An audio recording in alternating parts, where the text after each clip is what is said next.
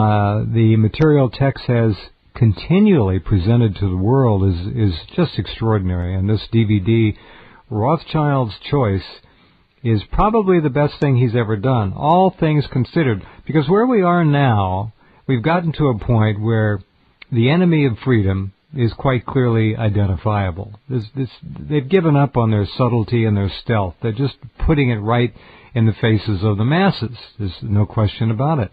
And the more you study it honestly and objectively, the more clear the whole picture becomes. And this is one hell of a magnifying glass that Texe Mars has presented to all of us. It's an extraordinary tale, all true, and just mesmerizing to watch. Watch it unfold. The issue you talked about earlier in the video is fascinating because it involves the Zionist-controlled, the Zionist Jewish media cartel. It's a monolith. It runs the Western world and has influence in the press around the world. These are smart people. Obama has been presented carefully as, among other things, Abraham Lincoln, Franklin Delano Roosevelt, King Tut, Caesar. We could go on. He walks. They've had images of him walking on water, bigger than Jesus, bursting out of the Statue of Liberty. It goes on and on. Folks, these images stick in people. They don't go away. They're there. They're amazed. And I just don't know how much more blatant and obvious it can get, Texe, and dangerous, too. Well, you know, September the 8th, I understand that Obama is going to give a national speech to the youth of America. Right before the 9th of the 9th of the 9th. That's right, and 9/11, too, you know, anniversary. And what he's going to do, I understand, he's asking the networks to give him time, a major address to the youth of America, and he's going to ask for them to dedicate a day of sacrifice and service to their fellow man. Not necessarily. Sacrifice and service. Not service and sacrifice. Sacrifice and service. Okay. And of course, all this is, you know, part of the 9/11, look at in trying to, the patriotic spirit. Of course, he's a globalist and is not even a patriot. No. But it's interesting, now, to build this up, he's asking that people have their young people and to train them. And the White House has even issued a guide for teachers in public schools to talk about the president and what he does and who he serves, so that the kids will understand what they're watching and who they're listening to. So there's public school curricula going out, amazingly, and this is online. Even Drudge Report reported it tonight, drudgereport.com.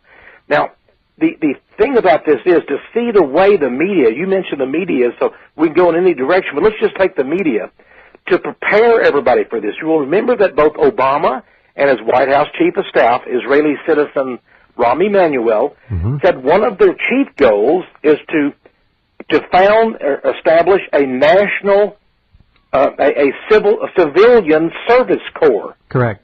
Sort of like a communist youth or a Gestapo youth. And they said it can have up to 4 million members and have more people in it than even the U.S. Armed Forces. So they're going to have their own brown shirts, like the Nazis did. Now, here's the thing about it.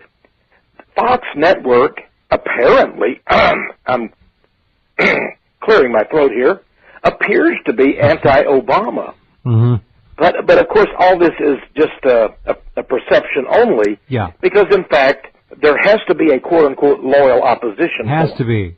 And guided and directed. Yep. Now, Bill O'Reilly, of the O'Reilly Factor, the most popular show on the Fox network, which, by the way, is supervised, its president is a Jew, and Murdoch, its owner, is one of the most fervent Zionists in the world. Sure. So, Bill O'Reilly last year was a featured guest at the Jewish ADL's National Convention in Chicago, and he held a show from Los Angeles on the air.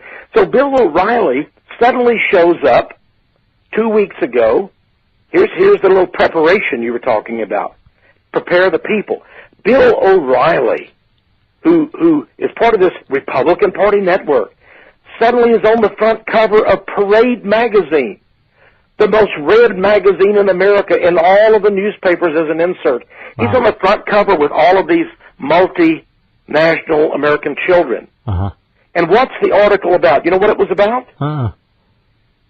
Barack Obama is a wonderful example for the youth of America. Oh, my.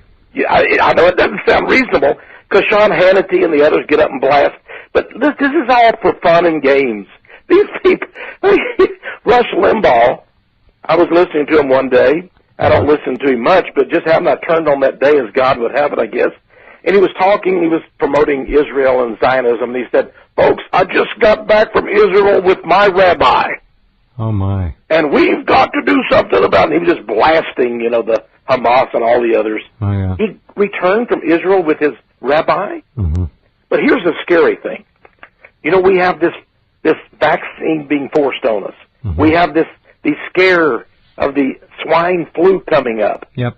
In the midst of all of that, did you know that President Obama, on August the 19th, had a conference call with America's leading Jews on the phone?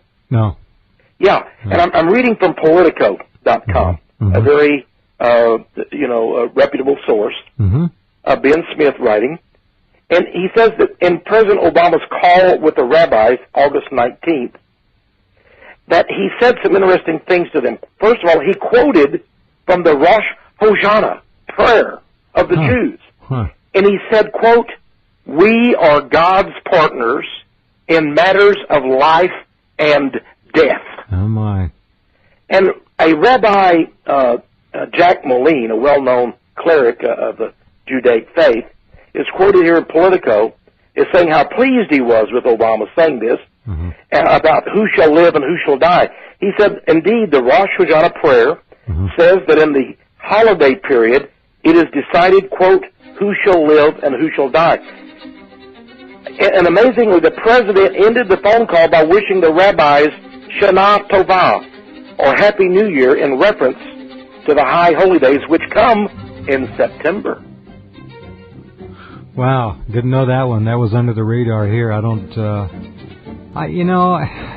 Nothing really surprises me anymore, Tex. I guess I've become jaded, but it's so outlandish and so over the top now and so blatantly obvious when you start laying out things like you just did and all the rest of it. There's no logical brain can come to any other conclusion than that which we are faced with. It's obvious. You mentioned the names. Yeah. Just the names. When we come back, I'd like to talk about the money men of the Barack Obama administration, and see what names we have. Very good. Queen Michelle and her staff of 20 and all that. Sheesh.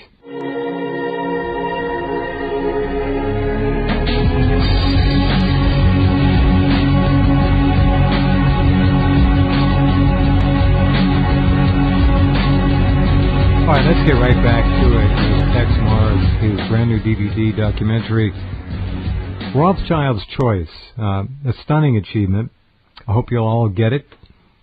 Click on Tex's name, or right under his name, the actual data on this particular magnificent production. And he goes into everything here, how communism and the Rothschilds, a linkage there, and the Zionism and communism are the Rothschilds' proxies. They play the game so brilliantly.